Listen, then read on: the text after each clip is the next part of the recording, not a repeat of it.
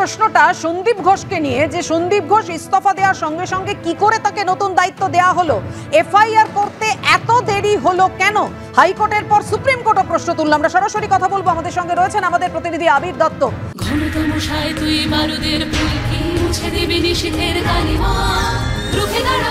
একজন মা হয়ে বলছি, সফল জীবনের জন্য যেমন চাই মজবুত হয়ে ওঠা শিক্ষা, মজবুত চুলের জন্য তেমনই চাই Alopex long and strong hair oil.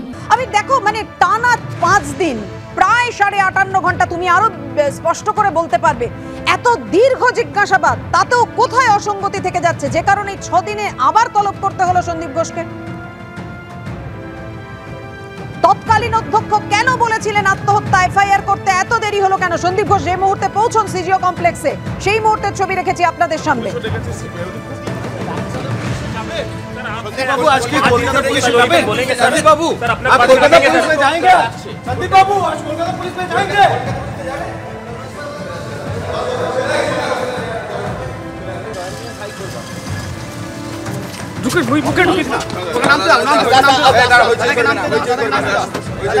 Sandeep बाबू আপনাকে কলকাতা পুলিশও ডেকেছে। কলকাতা পুলিশে যাবেন? संदीप बाबू आज की कोलकाता पुलिस में जाएंगे? संदीप बाबू आप कोलकाता पुलिस में जाएंगे? संदीप बाबू आज कोलकाता पुलिस में जाएंगे? তরুণী চিকিৎসকের খুন ধর্ষণের ঘটনায় আরজিকর মেডিকেল কলেজ কর্তৃপক্ষ অর্থাৎ তৎকালীন অধ্যক্ষ সন্দীপ ঘোষের ভূমিকা নিয়ে একের পর এক প্রশ্ন তুলেছে হাইকোর্টের পর সুপ্রিম কোর্টও। কথা বলবো, আমাদের সঙ্গে রয়েছেন আমাদের প্রতিনিধি আবির দত্ত। আবির, দেখো, আজকে আমরা দেখতে পেলাম 9:14 নাগাদ সন্দীপ ঘোষ, প্রাক্তন প্রিন্সিপাল আরজিকর মেডিকেল কলেজ হাসপাতালের, তিনি এসে পৌঁছেছেন সিজিও কমপ্লেক্সে সিবিআই দপ্তরে, এবং এই নিয়ে ষষ্ঠবারের জন্য তিনি উপস্থিত থাকলেন। এবং যেটা আমরা দেখলাম যে গত কয়েকদিন তাকে কখনো 12 ঘন্টা, কখনো 14 ঘন্টা, কখনো 13 ঘন্টা তাকে জিজ্ঞাসাবাদ করা হয়েছে। গতকাল তাকে 8.5 ঘন্টা ধরে জিজ্ঞাসাবাদ করা হয়েছে, তার বয়ান রেকর্ড করা হচ্ছে। আজকেও দেখা গেল যে তিনি যে গাড়িতে প্রত্যেক দিন আসেন সেই গাড়িতেই এসে পৌঁছেছেন সিজিও কমপ্লেক্সে। 9:14 নাগাদ তিনি সিজিও কমপ্লেক্সে সিবিআই দপ্তরে প্রবেশ করেন। এবং আজকে যেটা সিবিআই সূত্রে জানা যাচ্ছে যে বেশ কিছু সময় এখনও হাতে রয়েছে, তারপরেই তাকে জিজ্ঞাসাবাদ শুরু হবে। অর্থাৎ অন্যান্য দিন যেইভাবে জিজ্ঞাসাবাদ শুরু হয় সম্ভবত সেই সময় শুরু হতে চলেছে। এবং অন্যান্য দিনের থেকে আজকে দেখা গেল অনেকটাই আগে এসে পৌঁছেছেন সন্দীপ ঘোষ। তাকে একাধিক প্রশ্ন করা হলেও তিনি কোনো জবাব দেননি, এবং সরাসরি তিনি যেখানে আমরা দাঁড়িয়ে আছি এখান থেকে তিনি সিবিআই দপ্তরের দিকে রওনা দেন। অবশ্যই আমাদের সেদিকে নজর থাকবে।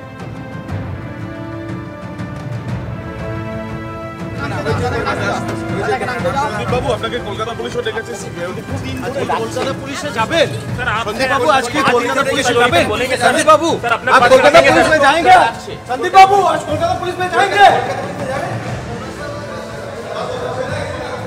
আপনারা দেখলেন, একদিকে যেমন আধা সেনা এসে পৌঁছলো সুপ্রিম কোর্টের নির্দেশ মতো আরজিকর হাসপাতালে, অন্যদিকে সন্দীপ ঘোষের 6 দিনে আজকে জিজ্ঞাসাবাদ, আবার সিবিআইয়ের মুখোমুখি সন্দীপ ঘোষ। আর এদিকে শান্তিপূর্ণ আন্দোলন যারা চালিয়ে যাচ্ছেন এবং বারবার প্রশাসনের কোপে পড়তে হচ্ছে, তাই নিয়েও সুপ্রিম কোর্টের মন্তব্য, পশ্চিমবঙ্গ সরকারের বলপ্রয়োগ করা উচিত নয়। আরজিকর কাণ্ড সংক্রান্ত মামলার শুনানিতে মঙ্গলবার স্পষ্টভাবেই একথা জানিয়ে দিয়েছেন সুপ্রিম কোর্টের প্রধান বিচারপতি। এটা অবশ্য প্রথমবার নয়, এর আগে আন্দোলনকারীদের প্রতি সহমর্মিতার বার্তা দিয়েছিলেন কলকাতা হাইকোর্টের প্রধান বিচারপতি টিএস শিবগানম।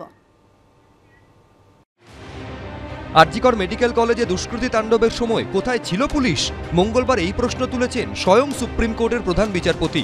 তবে আরজিকর কাণ্ডের পর থেকে আন্দোলনকারীদের আটকাতে কার্যত অতি সক্রিয় হয়ে উঠতে দেখা গিয়েছে পুলিশকে।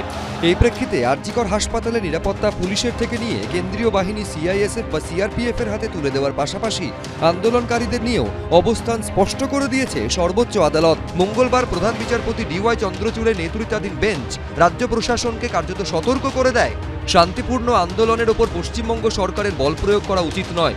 চিকিৎসক, নাগরিক সমাজ, আইনজীবী যারাই প্রতিবাদ করুক, আন্দোলন হিংসাত্মক না হলে বল প্রয়োগ করা উচিত নয়। চিফ জাস্টিসও বললেন যে তোমরা যারা আন্দোলন করছে পিসফুলি, তাদের উপর হামলা করছো কেন? আন্দোলনকে এভাবে ডিস্টার্ব করা যাবে না। ডাক্তাররা প্রতিবাদ করছে, তাদের তোমরা ডেকে নিচ্ছ। এটা সুপ্রিম কোর্ট অর্ডারে লেখে নিয়ে কিন্তু উষ্মা প্রকাশ করেছেন। এটা অবশ্য প্রথমবার নয়, এর আগে আন্দোলনকারীদের প্রতি সহমর্মিতার বার্তা দিয়েছিল কলকাতা হাইকোর্টও। 13ই আগস্ট প্রধান বিচারপতি টিএস শিবজ্ঞানম বলেন, আন্দোলনরত চিকিৎসকদের আবেগকে গুরুত্ব দিয়ে দেখতে হবে। তাদের এক সহকর্মীকে নির্মমভাবে হত্যা করা হয়েছে। যে নৃশংসতার সঙ্গে এই ঘটনা ঘটেছে তাতে চিকিৎসকদের এই অবস্থানকে অন্যায্য বলা যায় না। এই সরকার যে সংবেদনশীল নয়, এটি যে অসহিষ্ণু সরকার, প্রতিহিংসা পরায়ণ সরকার, গণতান্ত্রিক ব্যবস্থার প্রতি সামান্যতম শ্রদ্ধা না রাখা সরকার, আজকে সুপ্রিম কোর্টের এই অবজারভেশনে এবং সুপ্রিম কোর্টের নির্দেশে সেটাই প্রতিষ্ঠিত হলো। শান্তিপূর্ণ আন্দোলনে পুলিশের কড়া পদক্ষেপের তো প্রশ্নই নেই। তো সুপ্রিম কোর্ট এটাও বুঝেছেন যে যারা আন্দোলনকারী তাদেরও তো আইনের মধ্যে থাকতে হবে। তারা যদি আইন ভাঙেন তখন যেটুকু না হলে নয়, পুলিশকে ব্যবস্থা নিতে হয়। সোমবারই চিকিৎসক কুণাল সরকার ও চিকিৎসক সুবর্ণ গোস্বামীকে লালবাজারে ডেকে পাঠায় পুলিশ, যার প্রেক্ষিতে বিভিন্ন মহলে প্রশ্ন উঠেছে, এটা কি প্রতিবাদের কণ্ঠরোধের চেষ্টা? কারুর নাম না করে এ নিয়ে মুখ খুলেছেন তৃণমূল সাংসদ জহুর সরকার। পুলিশ যখন কোন পোস্টের ভিত্তিতে যদি লোককে তলব করে, তার ক্ষমতা নিশ্চয় আছে, আমি জানি কেন, কিন্তু তলব করাটা, সামন করাটা, ওয়ারেন্ট করাটা, এটা একটা কিরকম দেখতে খারাপ লাগে। যাদের করছে তারা তো গণ্যমান্য ব্যক্তি, তাদের ব্যাপারে তারা তো কোথাও পালাচ্ছে না। তাদের ব্যাপারে আইনগত যদি কোনো প্রমাণ খুঁজে পাওয়া যায়, আইনগত তখন অ্যাকশন হবে। কিন্তু এই সমন করার, তার ডেকে নিয়ে যাওয়া যে লালবাজারে আসুন, এটা কিরম মানে দেখতে খারাপ লাগে আর কি, মানে একটা সম্মানে আঘাত লাগে। মঙ্গলবার আরজিকর কাণ্ড নিয়ে সুপ্রিম কোর্টে শুনানি চলাকালীন রাজ্য সরকারের আইনজীবী কপিল সিব্বল বলেন, ৩৭ জনকে গ্রেফতার করা হয়েছে, ৫০টা এফআইআর হয়েছে। একথা শুনে সলিসিটর জেনারেল তুষার মেহতা বলেন, একটা ঘটনায় ৫০টা এফআইআর, এটা তদন্ত না করার আরেকটা পন্থা। তবে কলকাতা পুলিশ সূত্রে দাবি, শুধু হাসপাতালে তাণ্ডবের ঘটনায় ৫০টা এফআইআর হয়নি, তাণ্ডব, সোশ্যাল মিডিয়ায় ভুয়ো প্রচার মিলিয়ে ৫০টা এফআইআর হয়েছে। মঙ্গলবার আন্দোলনকারী চিকিৎসকদের কাছে কর্মবিরতি তুলে কাজে ফেরার আবেদনও জানান সুপ্রিম কোর্টের প্রধান বিচারপতি। বিজেন্দ্র সিংহ, দীপক ঘোষ, এবিপি আনন্দ।